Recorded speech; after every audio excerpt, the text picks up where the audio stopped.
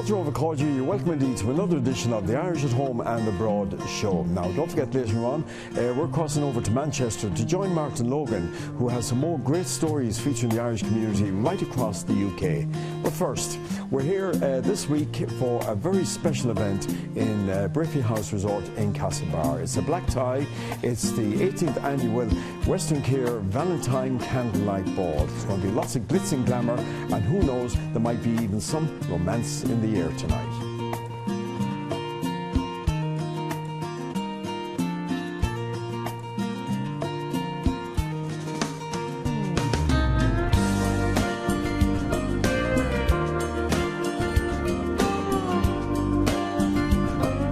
Tonight actually is the Valentine Candlelight Ball, and this is the 18th year of the ball. So we as a committee come together every year to organise the ball for adults and children with disabilities and autism. So what can people look forward to tonight? So people can look forward to, I suppose, a beautiful dinner, an auction, raffle, lots of prizes, lots of fun, dancing. It's always a fantastic night, and it's always a sold-out event. Now, and the monies raised from tonight? So the monies raised from tonight, Henry, go directly to benefit the service users in Westerncare. So we as a committee take that very seriously. We decide the projects, where we're going to fund, and we go directly to the service users to ascertain what they are looking for, and they then apply to us for funding. So we have funded so many different projects. Last year we funded 29 projects. This year we hope to fund more. And your own role in the organising of tonight's event? So my own role is I am the chairperson, but in my view that's just a title. I have 16 other committee members that are hard-working, that come on board. It's a voluntary committee. We love coming together. We love organising the ball because we see the work that we do on the ground and how it, how I suppose the service users benefit from the work we do. So I'm the chairperson, but I don't do all the work. All the committee do it as well.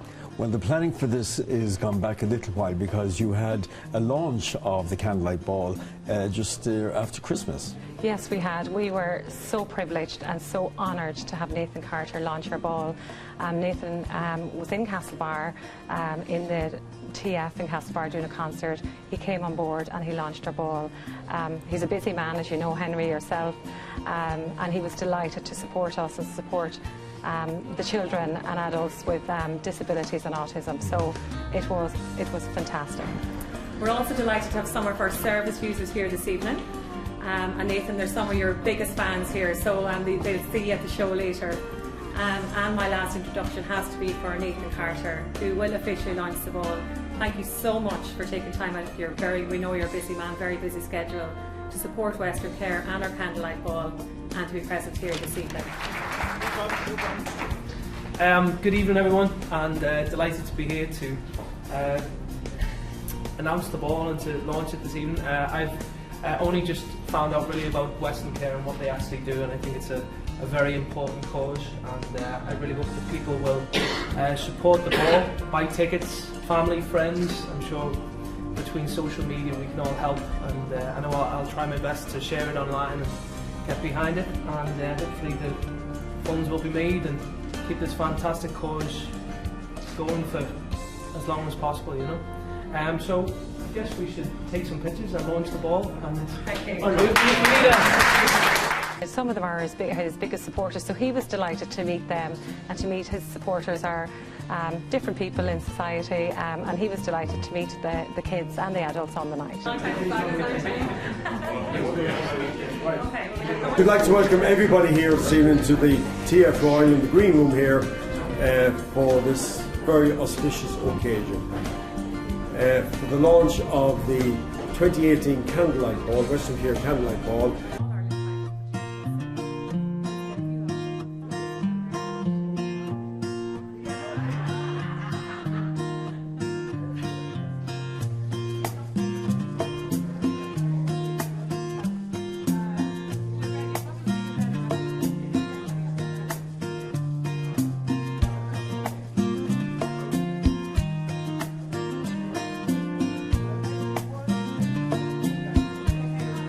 You've been 3 years as chairperson of the committee organising this event. You'll be stepping down after tonight's show. How do you feel about that, Caroline? Look, listen, Henry, I suppose we've a great committee, and the chairperson really, as I said earlier, is I'm really only leading the fantastic group of volunteers around me. I've really enjoyed the work. I loved, I suppose, being involved. I will continue to be involved, but it's lovely in one sense because we're handing over to a new chairperson who's our first male chairperson. So Dara Dunn is that person, and whilst I've enjoyed it, I'll be delighted to hand it over to Dara, and he'll do an absolutely amazing job as well. So it's party night tonight now as you wind down? Well, it's party. I have a bit of work to do yet, Henry, but yeah, it's party night after tonight, yeah.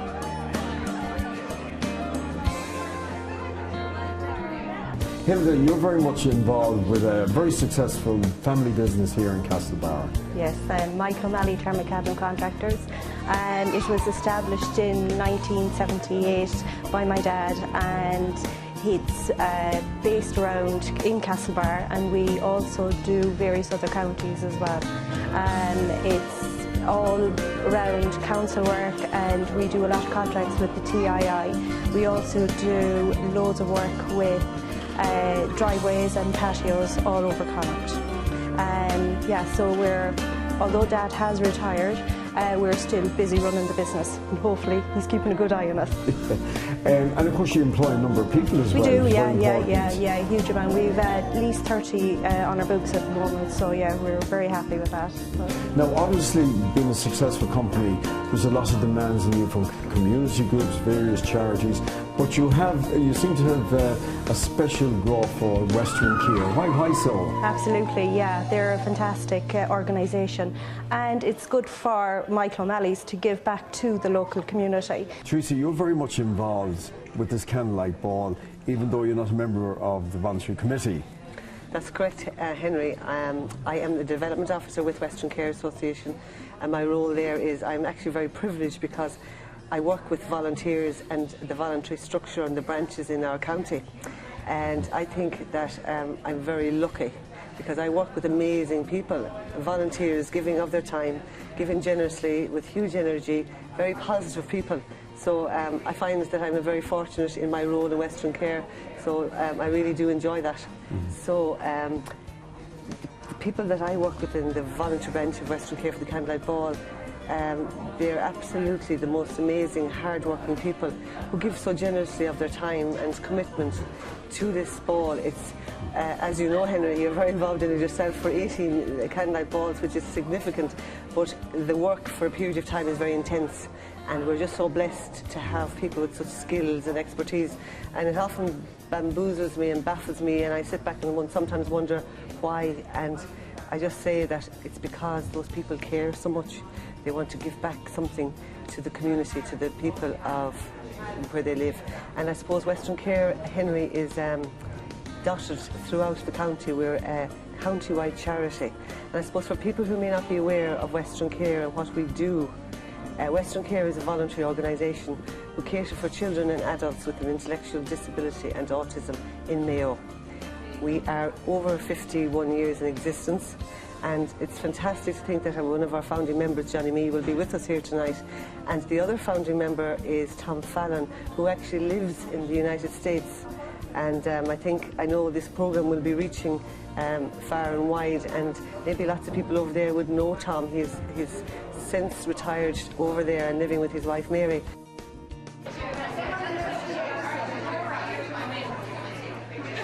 Lee, you've been a great supporter of the Westerncare Ball every year. It's a great cause, Henry, and not only that, the candlelight ball at Breaffy. It's a good excuse to let your hair down, put the glad rags on, and I think the ball is a great opportunity to raise awareness for Westerncare and also raise much needed funds for the organisation.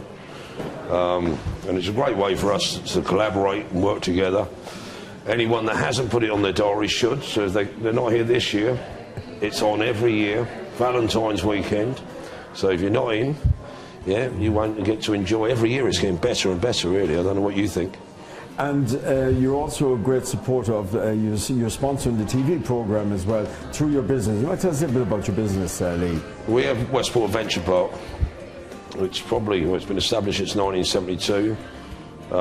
We do venture for all ages, well, really from 7 years and over, corporate events, and we just put the new high rope system in.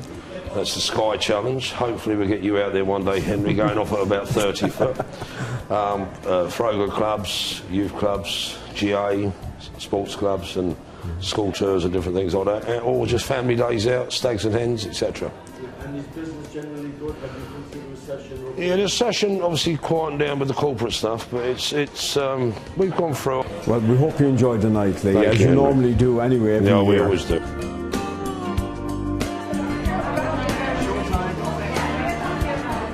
So Henry, every year we have a guest, and we always have a high-profile guest speaker. And this year we're absolutely delighted to have the wonderful and amazing Anne Doyle, former RTE news presenter, an absolute lady and an absolute great supporter of charities. And she has travelled out of her own time to come here tonight to speak to the people that are coming to support our ball. So we can't wait for her to hear what she has to say tonight, Henry. Well, all the guests have arrived here for the champagne reception, and the party is in full swing. We're going to take a break, and we'll be back in a couple of minutes in part 2. So don't go away. Join us again for more of the celebrations of the Westerncare Valentine Candlelight Ball here in Breaffy House Resort in Castlebar.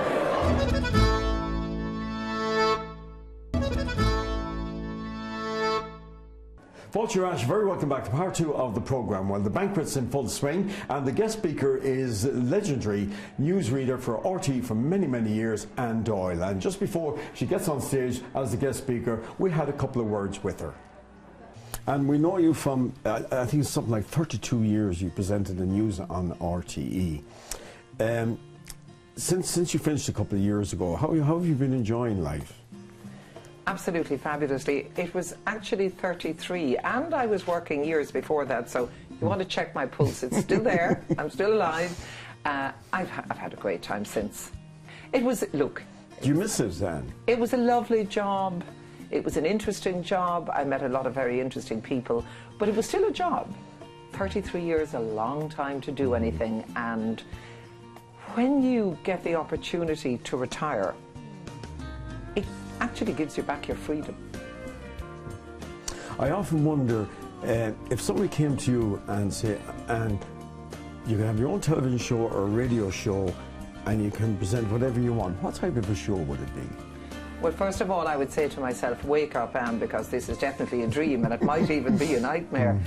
I do remember, I can't recall the name of it, but years ago there was a late night show on Channel 4. It used to run up and over, I think, midnight, and it was a kind of a chat stroke, little bit of current affairs, little bit of all sorts going on, and basically everybody drank too much at it.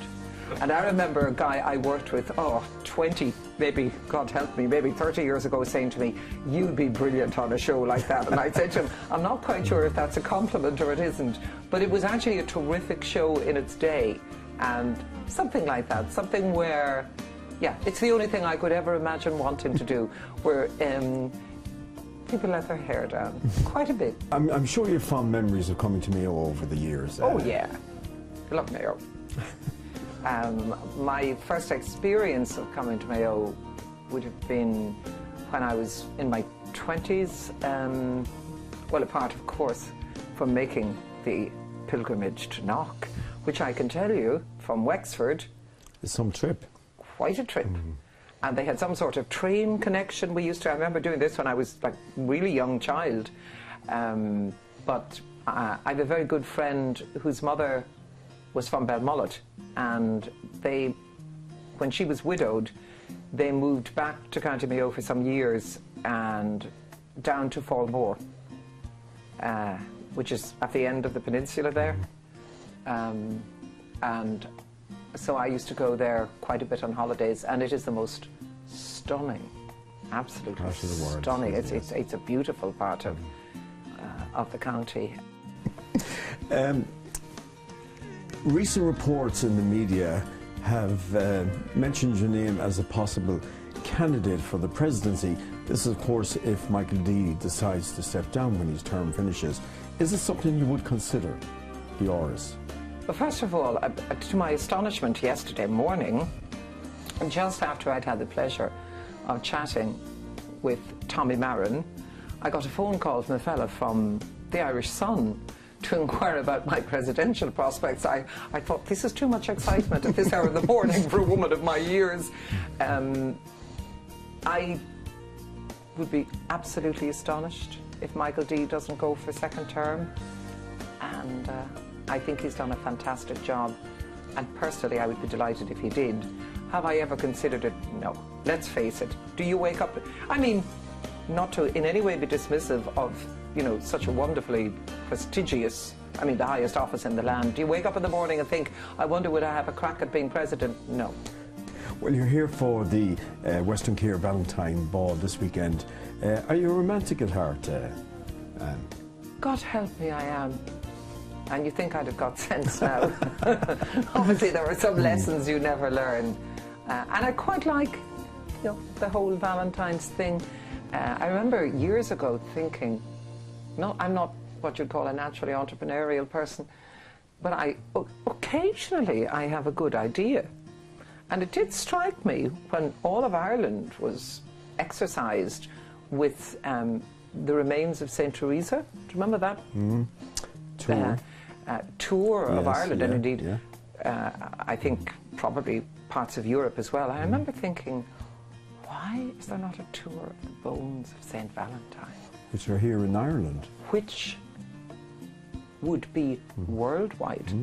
I mean, is there a country in the world that hasn't? I thought I would be very happy to get engaged, but I didn't progress it any further. But yeah, I quite like it. I mean, people say, oh, it's too commercial now and it's all this nonsense, and young fellas that haven't got the money, you know, got feeling they have to buy the 12 red roses and all of that. But come on, it's one day of the year. I like it. Looking forward to tonight's event, Anne.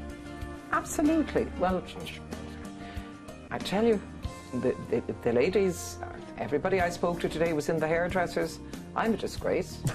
Obviously, should have an up style, but there you go. It'll be a good night. It's always a good night, Mayo. I know that. The people who know how to enjoy themselves. Yeah, and everybody here is looking forward to having you here tonight as well. Yeah, it'll be a great night. Yeah, thank you very much.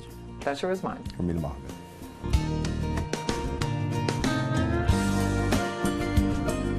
The one and only Anne Doyle.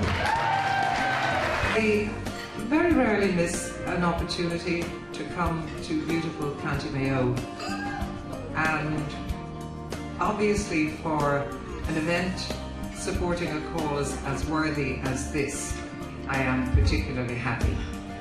I know that a great deal of hard work, a huge amount of organisation, and a great deal of generosity on the part of volunteers, all these things go into doing the work that is carried out, the essential work that is carried out by Westerncare.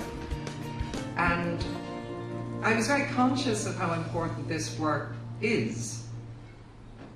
But then I had to look around and I said, well, you may be hard-working and you may be the souls of generosity, but my God, you don't half scrub up well, don't you?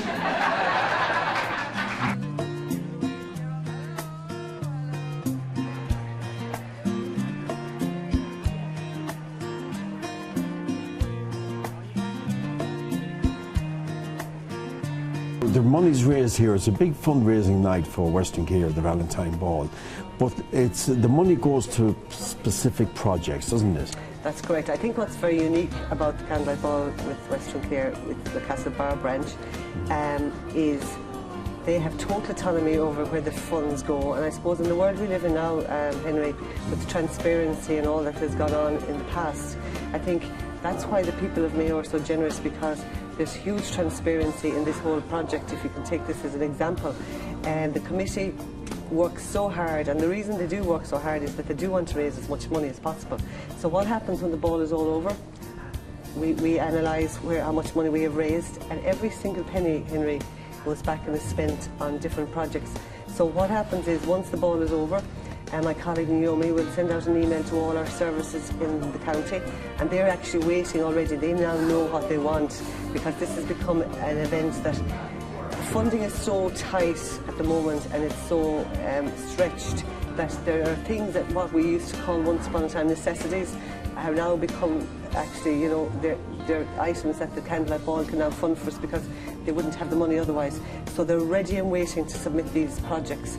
So last year I know we supported a very large amount of projects with our 20,000, and the committee sit down, Henry, and I suppose what is very unique as well is this committee are tremendous in that they just don't give to the people of Castlebar, they give throughout the county to all these projects, north, south, east and west, and the difference that €500 can make to people in our services can be phenomenal.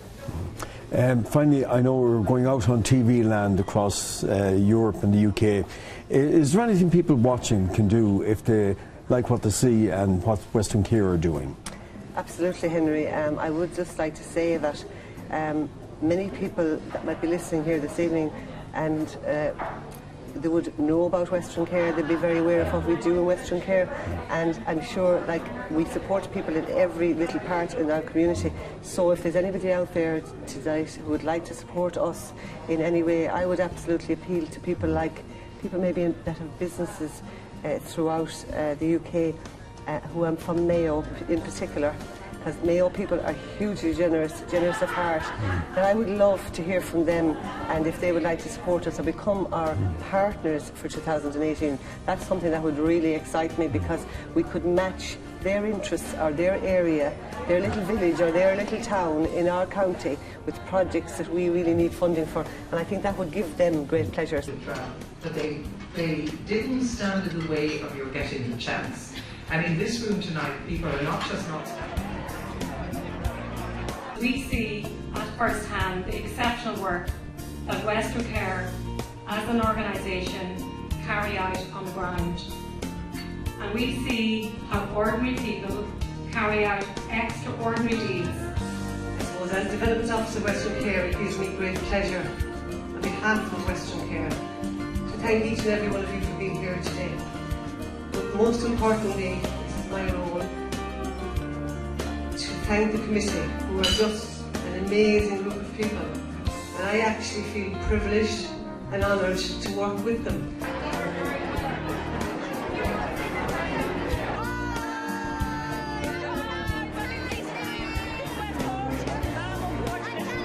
Well, this glittering evening is continuing into the wee small hours of the morning, but unfortunately it's almost time for us to go now. Can I just remind you that coming up after the break, we're crossing over to Manchester to join Martin Logan, who's out and about once again with some great stories featuring the Irish community right across the UK. Well, all that's left for me to say is thank you for watching. We hope you enjoyed the evening here and this wonderful charity event, and we look forward to coming back again next year. So until next week at the same time, Ihawa August Gadesha Slán.